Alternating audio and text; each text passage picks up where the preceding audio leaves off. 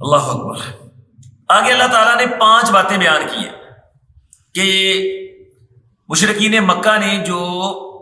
اللہ کے کلام کو ماننے سے انکار کیا یا نبی کریم صلی اللہ علیہ وآلہ وسلم کی نبوت اور رسالت کو تسلیم کرنے سے انکار کیا ہے، تو یہ سراسر تکبر پہ مبنی تھا، ٹھیک ہے نا۔ ایسی وجہ نہیں ہے کہ ان کو بات کی سمجھ نہیں آئی۔ فرمایا کہ 5 باتیں اللہ نے آگے ذکر کی ہیں، ان 5 باتوں میں سے کوئی ایک بات بھی ہوتی نا تو تب ان کی بات معتبر سی، قابل قبول تھی کہ واقعتاً ان کے پاس عذر اور بہانہ ہے جس وجہ سے انہوں نے اللہ کے کلام کو اللہ کا کلام نہیں مانا اور رسول اللہ صلی اللہ علیہ وآلہ وسلم کو اللہ کا رسول نہیں مانا، جبکہ یہ 5 باتیں ان میں سے کوئی بات بھی نہیں بنتی، ٹھیک ہے۔ آگے اللہ تعالیٰ نے وہ 5 باتیں بیان کی ہیں۔ فرمایا افلم یدبر القول، کیا انہوں نے اس بات پہ غور و فکر نہیں کیا، پہلی بات۔ دوسری، ام جاءہم، یا آئی ہے ان کے پاس ما وہ چیز لم یأت آباءہم الاولین، جو ان کے پہلے آباء و اجداد کے پاس نہیں آئی تھی۔ اس آیت میں اللہ تعالیٰ نے 2 باتیں بیان کی۔ فرمایا ایک بات تو یہ ہو سکتی ہے کہ جو انہوں نے اللہ کے کلام کو نہیں مانا یا رسول اللہ صلی اللہ علیہ وآلہ وسلم کی رسالت کو نہیں مانا، کہ انہوں نے اس بات میں غور و فکر نہیں کیا، ان کو قرآن سمجھ نہیں آیا، ٹھیک ہے۔ فرمایا یہ بات ہو ہی نہیں سکتی، بھائی قرآن کوئی پہلی تو نہیں ہے، کوئی بجارت تو نہیں ہے، ٹھیک ہے، پھر کوئی ایسا تو نہیں ہے کہ اس کی لینگویج کو مختلف ہے۔ یہ عربی لوگ ہیں، اللہ نے قرآن فارسی یا پشتو میں اتار دیا، اب فارسی اور پشتو جانے ان کی بلا، ٹھیک ہے نا۔ یہ عذر بن سکتا تھا، بھائی ہمیں تو قرآن سمجھ نہیں آیا، ہماری لینگویج ہی نہیں ہے، ہماری زبان ہی نہیں ہے، ہم عربی بولنے والے، عربی سمجھنے والے، قرآن اللہ تعالیٰ نے فارسی میں اتار دیا، قرآن اللہ نے پشتو یا اردو پنجابی میں اتار دیا، ہمیں یہ سمجھ نہیں آتی، لہٰذا ہمارا عذر بنتا جب ہمیں کوئی بات سمجھ نہیں ہے ہم مان کیسے لیں، ٹھیک ہے۔ پھر یعنی قرآن بھی ایسا نہیں ہے کہ اس کے احکام بالکل ہی یعنی کہ عجیب و غریب قسم کے ہو، جو آدمی کی عقل کو اپیل نہ کرتے ہو، سمجھ میں نہ آتے ہو، یا میں نے جس طرح پہلی کی بک ہوتی ہے نا کہ ظاہری یعنی کہ نا وہ مفہوم کچھ اور ہوتا ہے، ٹھیک ہے نا، ظاہری الفاظ کچھ اور ہوتے ہیں، بندہ غور و فکر کرتا ہے تب جا کے سمجھ آتی ہے اچھا یہ بات بن سکتی ہے، ٹھیک ہے۔ فرمایا قرآن کو پہلی والی بک تو نہیں ہے، بلکہ اس کا تو ایک ایک لفظ اتنا خوبصورت اور آسان ہے کہ بندہ ذرا سی توجہ کرے تو اس کو سمجھ میں آ سکتا ہے، ٹھیک ہے۔ اس لیے فرمایا کہ یہ بات ان کی بنتی نہیں ہے۔ افلم یدبر القول، کیا انہوں نے اس بات میں غور و فکر نہیں کیا، ٹھیک ہے۔ اگر یہ اس میں غور و فکر کریں، قرآن مجید کو سمجھنے کی کوشش کریں، تو یہ اللہ نے تو تاکید کے ساتھ بلکہ قسم کھا کے کہا ہے وَلَقَدْ يَسَّرْنَا الْقُرْآنَ لِلذِّكْرِ فَهَلْ مِن مُدَّكِرٍ، کہ ہم نے قرآن کو سمجھنے کے لیے، نصیحت کے لیے آسان کر دیا ہے کوئی سمجھنے والا۔ فرمایا اس لیے یہ بات ہی نہیں ہے، ان کی اپنی زبان کے اندر ہے اور فصیح عربی کے اندر ہے۔ عربی 2 طرح کی ہے، ایک عامی عربی ہے اور ایک فصیح عربی ہے۔ قرآن مجید جو ہے یہ اللہ فرماتے ہیں بلسان عربی مبین، ہم نے اس قرآن کو فصیح یعنی آسان اور صاف عربی میں بیان کی۔ ایک عامی عربی ہوتی ہے جو ہماری سمجھ میں نہیں آئے گی۔ آپ کبھی یعنی کہ نا سعودی عرب میں چلے جائیں نا یا کسی دیہات میں نکل جائیں تو 2 بندے آپس میں باتیں کرتے ہوں گے تو آپ کے وہ 26 طبق روشن ہو جائیں گے، آپ کو سمجھ نہیں آئے گی، ٹھیک ہے۔ تو جس طرح ہمارے ہاں دیہاتوں کی زبان ہے نا، جو پنجابی بولنے والے، اب ہماری جو یعنی کہ نا جدید جنریشن ہے وہ اب اردو بھی بس اللہ حافظ ہی ہے، وہ ساری یعنی کہ انگلش میڈیم ہے۔ ہمارے بچوں کو تو یعنی کہ نا ابھی 20 بتانا تو ہم کہتے ہیں 20 ہے، ٹھیک ہے نا۔ ویسے یعنی کہ بچوں کہتے ہیں یار یہ 20 روپے نکلا لے گو، تو وہ اس کو سمجھ نہیں رہتے 20 کیا ہے، ٹھیک ہے، کیونکہ یعنی کہ نا وہ پیدا ہوتے ہی تو اس کو یعنی کہ نا ABCDC اور یعنی 1 2 3 پڑھایا جاتا ہے، تو اب اس کو کیا پتا کہ 2 3 4 5 6 یا 20 کتنے ہوتے ہیں۔ میں خود اپنے بچوں کو بعض اوقات دکان پہ بھیجنا ہے کوئی چیز لینے کے لیے، بچہ یہ بیٹا یہ 20 روپے کی چیز لے آنا یا خود، تو ان کو بتانا پڑتا ہے وہ ٹرانسلیشن کر کے کہ یہ 20 ہے، ٹھیک ہے۔ وہ بھی کہتے ہیں 20، اچھا کتنے بقایا آئیں گے، 15 بقایا آئیں گے، 10 بقایا آئیں گے، ان کو سمجھ آتی ہے، 10 بقایا آئیں گے، 8 بقایا آئیں گے، پھر سمجھ آتی ہے، ٹھیک ہے۔ تو مطلب کہنے کا یہ کہ یہ جو ہوتی ہے نا ایک دوسری لینگویج، ٹھیک ہے نا، جس سے بندہ متعارف نہیں ہوتا، ٹھیک ہے، تو یہ عذر ایک بن جاتا ہے، بھائی ہماری زبان ہی نہیں ہے، ٹھیک ہے نا۔ اب جس طرح ہمارے یہاں یعنی کہ کوئی ٹھیٹھ پنجابی بندہ یعنی کہ ہمارا کوئی تایا چاچا بابا آ جائے ہمارے بچوں کے پاس، تو وہ اپنی خاص یعنی کہ نا لہجے میں پنجابی میں گفتگو کرے تو ہمارے بچوں کے سر سے اوپر سے گزرے، ٹھیک، بلکہ ہمارے بچے مسکراتے ہیں، پتہ نہیں بابا نے کی بولی یاد ہے، ٹھیک ہے نا۔ تو یہی حال یعنی کہ نا ابھی یعنی کہ نا عامی عربی کا ہے، ٹھیک ہے نا۔ تو ان کے دیہات کے اندر یعنی کہ جو ان کی عام یعنی کہ نا لینگویج ہے وہ عامی عربی ہے، وہ ہماری سمجھ میں نہیں آتی، ٹھیک ہے نا، یا آپ یوں کہہ لیں کہ ان کی وہ دیہاتی عربی ہے، ٹھیک ہے نا۔ تو اللہ تعالیٰ نے عربی کو قرآن مجید کو فصیح عربی کے اندر ذکر کیا ہے، ٹھیک ہے نا۔ جس کا ایک ایک لفظ آسان ہے اور بڑی آسانی کے ساتھ سمجھ میں آنے والا ہے۔ اس لیے فرمایا کہ ان کا یہ عذر بنتا نہیں ہے، اگر یہ قرآن میں غور و فکر کریں، اس کو سمجھنے کی کوشش کریں کہ یہ ضرور سمجھ میں آئے گا، ٹھیک ہے نا۔ اصل بات یہ کہ سمجھنا چاہتے نہیں ہے۔ اب میں نہ مانوں کا علاج دنیا کے اندر کوئی نہیں ہے، ٹھیک ہے نا۔ ایک بندے کو یعنی کہ نا انگلش آتی ہے، آپ اس کے سامنے انگلش کی بک رکھ دیں گے جو اس کو آتی بھی ہے، لیکن جب وہ اس کو پڑھنا یا سمجھنا نہیں چاہے گا تو نہیں سمجھ آئے گی، ٹھیک ہے۔ ایک بندے کو اردو آتی ہے، اردو کی بک آپ اس کو دے دیں، ٹھیک ہے، وہ اس کو پڑھنا چاہے سمجھنا چاہے وہ سمجھ سکتا ہے، لیکن ایک بندہ کہ میں نے سمجھنا ہی نہیں، پڑھنا ہی نہیں ہے، ٹھیک ہے، آپ نہیں سمجھا سکتے، نہیں اس کو پڑھا سکتے۔ تو فرمایا اصل بات یہ کہ قرآن کو سمجھنا چاہتے ہی نہیں ہے، پڑھنا چاہتے ہی نہیں ہے، ان کے اندر تکبر اتنا ہے، ضد اور ہٹ درمی ایسی ہے کہ اس کو پڑھنا اور سمجھنا نہیں چاہتے، مگر نہ ایسی بات نہیں ہے کہ قرآن کوئی ایسا کلام ہے جو انسان کی سمجھ میں نہیں آتا، بلکہ یہ بالکل سمجھ میں آنے والا ہے، اس لیے یہ بات ان کی بنتی نہیں ہے، ٹھیک ہے نا۔ دوسری بات فرمایا کہ یا یہ عذر ہو سکتا ہے کہ ما لم یأتی آباءہم الاولین، کہ ان کے پاس وہ رسول آیا ہے، ٹھیک ہے نا، وہ رسالت آئی ہے جو ان کے باو اجداد کے پاس نہیں آئی تھی۔ فرمایا ایسا تو نہیں ہے کہ ہم نے آپ کو کوئی انوکھا رسول بنا کے بھیج دیا ہے کہ آپ دنیا کے اندر پہلے رسول ہیں، آپ سے پہلے یہ سلسلہ تھا ہی نہیں، جس طرح اللہ تعالیٰ سورہ احقاف میں کہتے ہیں اے نبی آپ کہہ دیجئے قل ما کنت بدعا من الرسل، بھائی میں کوئی پہلا رسول نہیں ہوں، میرے سے پہلے لاکھوں انبیاء رسول گزر چکے ہیں، ٹھیک ہے۔ فرمایا یہ مکہ والے یعنی کہ نا جو یعنی خام خواہ آپ سے محاذرائی چاہ رہے ہیں، آپ سے لڑائی جھگڑا یا پھڈا انہوں نے ڈال رکھا ہے، کیا اس کی وجہ یہ ہو سکتی ہے کہ آپ کو انوکھے رسول ہیں، پہلے رسول ہیں، آج تک اس کائنات کے اندر کوئی رسول آیا ہی نہ ہو، جبکہ آپ سے پہلے لاکھوں انبیاء آ چکے ہیں، اور پھر اور تو اور آپ کے اس خطے کے اندر اللہ کے نبی اور رسول آ چکے ہیں۔ آپ حضرت اسماعیل کی اولاد سے ہیں، جن کے والد حضرت ابراہیم تھے جو جد الانبیاء کہلاتے ہیں، وہ نبی تھے، حضرت اسماعیل نبی تھے، حضرت اسماعیل کے چھوٹے بھائی اسحاق نبی تھے، اسحاق کا بیٹا آگے یعقوب نبی تھے، لیکن یہ چونکہ یعنی حضرت اسحاق سے آگے یعنی کہ نا وہ سلسلہ دوسری طرف چلا گیا، ٹھیک ہے نا، وہ چلے گئے یعنی کہ نا وہ کنعان کی طرف، فلسطین کی طرف۔ خود عرب کی سرزمین میں اللہ کے کئی نبی آئے جن کو یہ بھی نبی مانتے ہیں، حضرت اسماعیل عربی تھے، ٹھیک ہے نا، پھر ان کے نیچے آ کر کے حضرت شعیب عربی تھے، پھر بلکہ ان سے پہلے حضرت صالح اور حضرت ہود علیہ السلام یہ عربی نبی تھے، ٹھیک ہے نا، حضرت یعنی کہ صالح عربی نبی تھے، حضرت وہ جو ہیں ہود علیہ السلام یہ عربی نبی تھے، پھر اس کے نیچے آ جائیں حضرت یعنی کہ نا شعیب علیہ السلام، ٹھیک ہے نا، یہ تین انبیاء ٹھیٹ عربی نبی تھے، ٹھیک ہے نا، اور اسی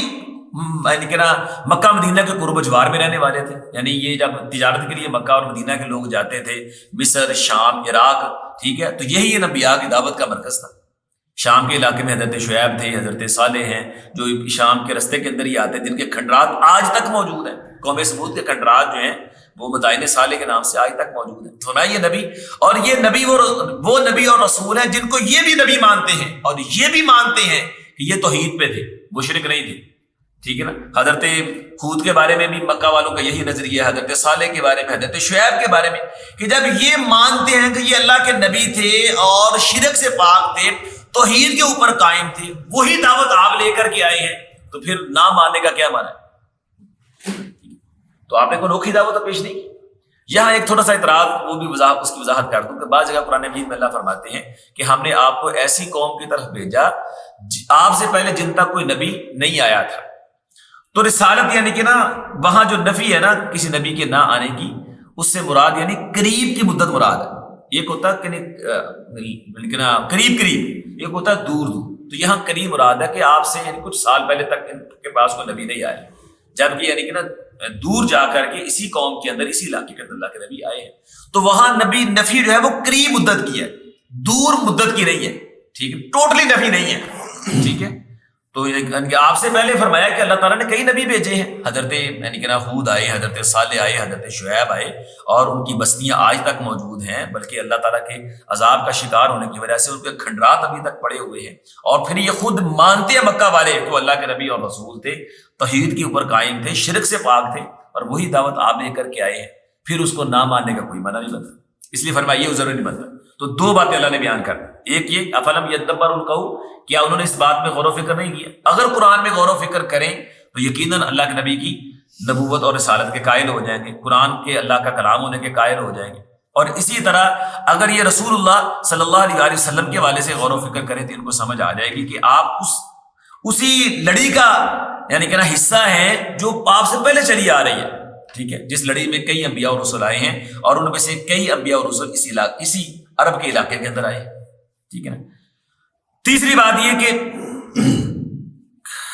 ام لم یعرفوا رسولہ، یا انہوں نے اپنے رسول کو پہچانا نہیں، فہم لہ منکرون، تو وہ ان کے لیے اوپرے بنے ہوئے ہیں، اجنبی بنے ہوئے ہیں۔ فرمایا تیسری بات یہ ہو سکتی ہے کہ شاید ان کے اندر ایسا نبی آ گیا جو ان کو معلوم ہی نہیں، باہر سے کوئی بندہ آ کے کہہ دے میں نبی ہوں بھائی، فرمایا ایسی بات تو نہیں ہے کہ اپنے نبی کو پہچانتے نہ ہو، جبکہ یہ نبی وہ ہے جو انہی میں پیدا ہوا، انہی کے علاقے میں پیدا ہوا اور انہی کے قوم قبیلوں میں سے ایک اعلیٰ قبیلے کے اندر پیدا ہوا، ٹھیک ہے نا۔ اور پھر نبی بھی وہ ہے جس کو 40 سال تک یہ صادق اور امین کے لقب سے یاد کرتے آئے، جس کی شرافت کے، جس کی حقانیت کے اور جس کی پاک دامنی کے، پاک بازی کی، امانت داری کے، صداقت کے یہ گواہ رہے ہیں، ٹھیک ہے۔ خود قرآن مجید کے اندر اللہ تعالیٰ نے نبی صلی اللہ علیہ وسلم کی یہ بات بھی ذکر کی ہے، فَقَدْ لَبِثْتُ فِيكُمْ عُمُرًا مِّن قَبْلِهِ، یا تم مجھے جھٹلاتے ہو، میں عمر کا ایک بڑا حصہ تمہارے اندر رہا ہوں، 40 سال میں نے نبوت کے بغیر تمہارے اندر گزارے ہیں۔ اس وقت تمہارا میرے بارے میں تبصرہ یہ تھا کہ آپ سے بڑا صادق کوئی نہیں، آپ سے بڑا امین کوئی نہیں، آپ سے بڑا پاک باز کوئی نہیں، آپ سے بڑا دیانتدار کوئی نہیں،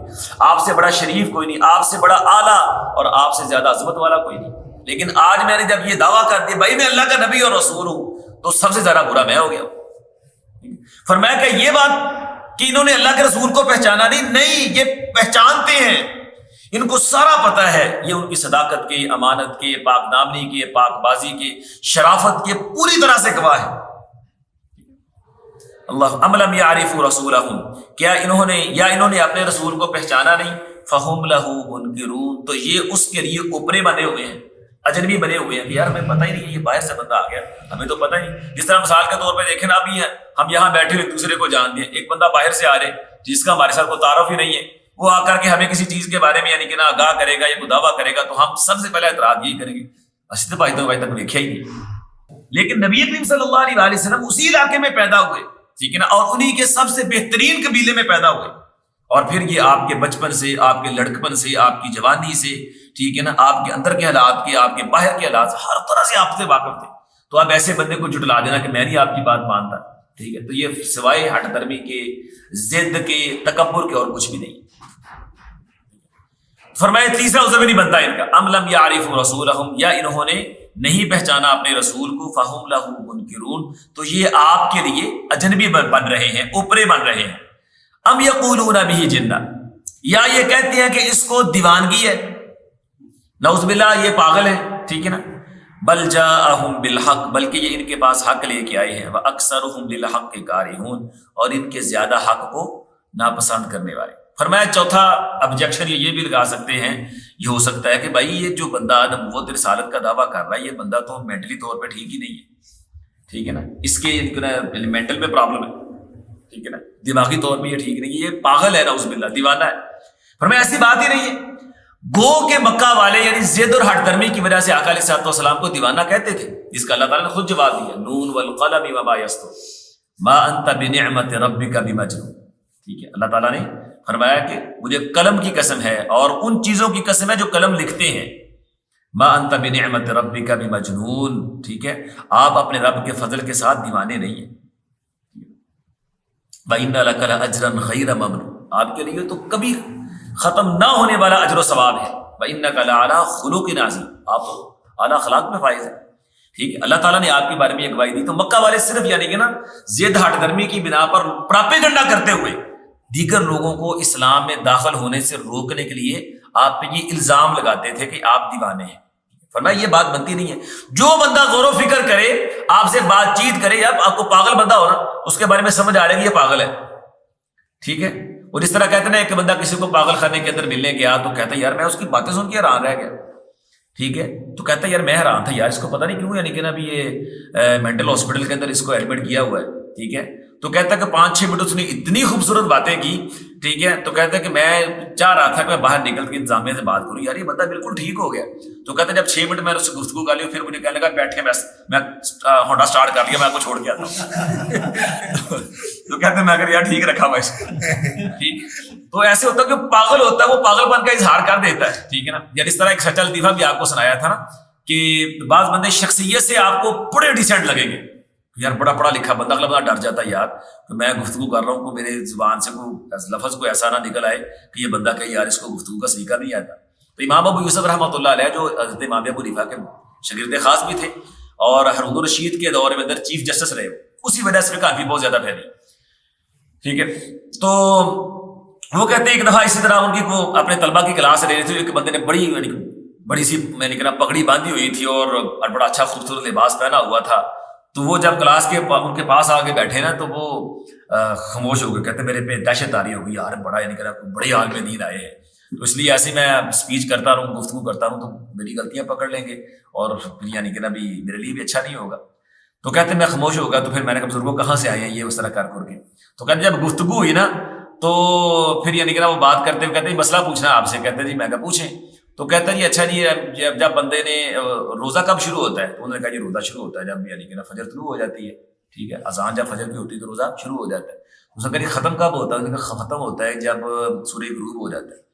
سورج کا غروب ہوتا ہے جب یعنی کہ بھی مغرب کا ٹائم ہوتا ہے، کہتا اچھا اگر عشاء تک سورج غروب نہ ہو تو پھر ٹھیک ہے نا، کہتا اگر عشاء تک سورج غروب نہ ہو تو پھر یعنی کیا کریں ہم؟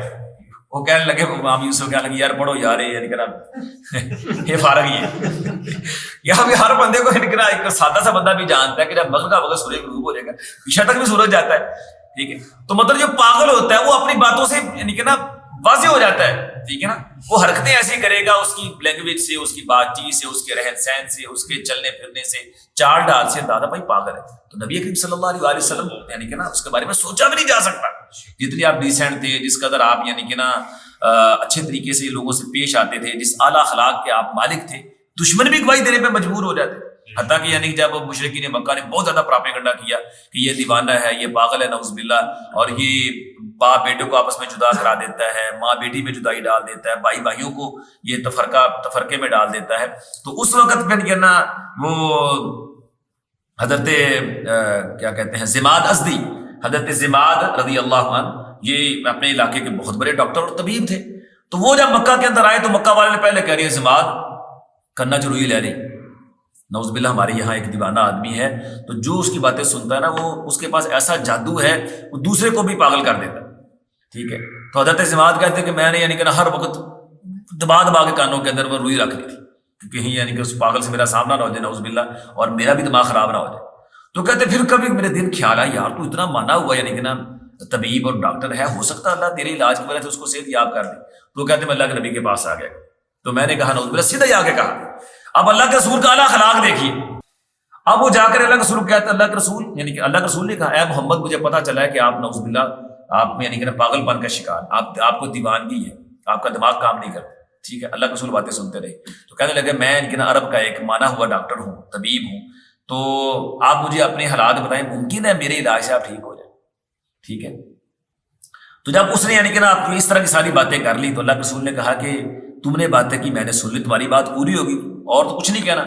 اللہ کہ محمد میں نے جو کہنا تھا کہہ دیا، آپ نے کہا میری باتیں سن لو پھر خود ہی فیصلہ کر لینا پاگل کون ہے، ٹھیک ہے نا۔ تو رسول اللہ صلی اللہ علیہ وسلم نے خطبہ مسنونہ شروع کیا، جو ہم یعنی جب جمعے کا خطبہ آغاز کرتے ہیں نا، ان الحمد للہ نحمدہ ونستعینہ ونستغفرہ، ٹھیک ہے نا، اس میں اللہ تعالیٰ کی حمد اور اللہ تعالیٰ کی ثنا، اللہ تعالیٰ کی بڑائی کبریائی کے کلمات ہیں بڑے خوبصورت، اور پھر شہادت ہے اللہ تعالیٰ کی ایک ہونے کی، رسول اللہ صلی اللہ علیہ وسلم کی اللہ کا رسول ہونے کی۔ تو نبی کریم صلی اللہ علیہ وسلم نے خطبہ شروع کر دیا، ان الحمد للہ نحمدہ ونستعینہ ونستغفرہ ونعوذ باللہ من شرور انفسنا ومن سیئات اعمالنا من یہدہ اللہ فلا مضل لہ ومن یضلل فلا ہادی لہ اشہد ان لا۔ جب آپ شہادتین پہ پہنچے تو اتنے خوبصورت کلمے کے زماد یعنی کہ اچھل پڑا، کہنے لگا اللہ کی قسم میں نے بڑے بڑے لوگوں کو دیکھا ہے، بڑے بڑے لوگوں کا کلام سنا ہے، بڑے بڑے لوگوں سے ملاقات کی ہے، اتنا خوبصورت اور پیارا کلام میں نے آج تک نہیں سنا، آپ کی مہربانی ذرا دوبارہ زبان دیں۔ اس کو مزہ ہی بڑا آیا۔ تو جب اللہ کے رسول نے دوبارہ پڑھا تو کہنے لگا ان کلمات کا کہنے والا اور بولنے والا پاگل نہیں ہو سکتا، بلکہ ایسے بندے کو پاگل کہنے والے خود پاگل ہے۔ تو کہنے لگا ہاتینی یدا کا، اور ہاتھ اپنا آگے کریں، میں آپ کے ہاتھ پہ ہاتھ دے کے وہ اسلام قبول کرنا چاہتا ہوں، تو مسلمان ہو۔ اللہ اکبر۔ فرمایا ایسی بات نہیں ہے کہ نعوذ باللہ آپ کو دیوانگی ہے، ٹھیک ہے نا، یار یہ عجیب دیوانگی ہے، ٹھیک ہے نا۔ مشرک جو یعنی مستشرقین موجودہ دور کے بلکہ 20ویں صدی کے جو مستشرقین تھے، ان بدبختوں نے اور آپ کے بارے میں بکواس کی کہ نعوذ باللہ محمد صلی اللہ علیہ وسلم مرگی کے مریض تھے، کہ آپ کو نعوذ باللہ مرغی کا دورہ پڑتا تھا، پھر آپ عجیب طرح کی باتیں کرتے تھے. یار آج تک آپ نے کوئی مرغی کا مریض دیکھا ہے کہ اس کو دورہ پڑے اور وہ دنیا کا بہترین کلام تلاوت کر رہا ہو؟ یہ عجیب مرغی کا مریض ہے یا دیوانگی کا مریض ہے کہ جب یہ اس کو دورہ پڑتا ہے نعوذ باللہ کہ اور پھر یہ کلام کرتا ہے تو وہ کلام کرتا ہے کہ پوری دنیا ویسا کلام بنانے سے عاجز آ گئی، اور جو وہ کلام پیش کرتا ہے پڑھتا ہے اس جیسا بڑا کلام بنانا تو دور کی بات، جو اس کا سب سے چھوٹا کلام ہے جو 3 آیت پہ مشتمل ہے، پوری دنیا مل کر کے، پوری دنیا کے سارے پڑھے لکھے ادیب فصحاء بلغاء مل کر کے اس جیسی چھوٹی سی صورت بھی نہیں بنا سکتے. اور پاگلوں سے تو یعنی کہ ایک پاگل بندہ کو بات کرے، عقل مند تو اس جیسی 20 باتیں بنا دیتا ہے. یار یہ عجیب دیوانگی، اس کو تم دیوانہ بھی کہتے ہو، اور جو دیوانگی کے عالم میں وہ کلام پڑھتا ہے، تم سارے مل کر کے سارے وسائل جمع کر کے ساری دنیا کا ادب پڑھ کے، ٹھیک ہے، ساری دنیا کی ڈکشنری اور لغات سامنے رکھ کر کے اور ساری دنیا کے پڑھے لکھے ماہر ادبا اکٹھے کر کے بھی تم اس جیسا چھوٹا سا کلام بھی نہیں بنا سکتے. ٹھیک ہے، اگر نہیں بنا سکتا پھر مان لو تم بکواس کر، ٹھیک ہے، اس نبی پہ الزام لگاتے ایسی بات نہیں ہے، وہ دیوانہ نہیں ہے. ٹھیک ہے، یہ فرمایا ام لم یعرفوا رسولہ، کیا انہوں نے اپنے رسول کو پہچانا نہیں ہے؟ فہم لہ منکرون، کہ یہ اس کے لیے اجنبی ہیں. ام یقولون بہ جنہ، جا یہ کہتے ہیں کہ اس کو نعوذ باللہ دیوانگی ہے. ایسی فرمایا ایسی کوئی بات نہیں. 4 باتیں اللہ نے بیان کر دی، 5ویں آگے آئے گی. فرمایا اصل ان 4 باتوں میں سے کوئی بھی نہیں ہے. اصل بات کیا ہے؟ بل جاءہم بالحق، بلکہ وہ ان کے پاس حق لے کے آئے ہیں. وَأَكْثَرُهُمْ لِلْحَقِّ كَارِهُونَ، اور ان کے اکثر حق کا ناپسند کرنے والے. اصل یہ ہے کہ جو دعوت وہ لے کر کے وہ ان کو جچتی نہیں ہے، اس کو ماننا نہیں چاہتے، اس لیے یعنی کہ نا کیڑے نکالتے ہیں، خام خواہ لگاتے ہیں. اصل بات کیا ہوتی ہے؟ بل جاءہم بالحق، بلکہ وہ ان کے پاس حق لے کے آئے ہیں. وَأَكْثَرُهُمْ لِلْحَقِّ كَارِهُونَ، اور لوگوں کی اکثریت حق کو ناپسند کرتے ہیں.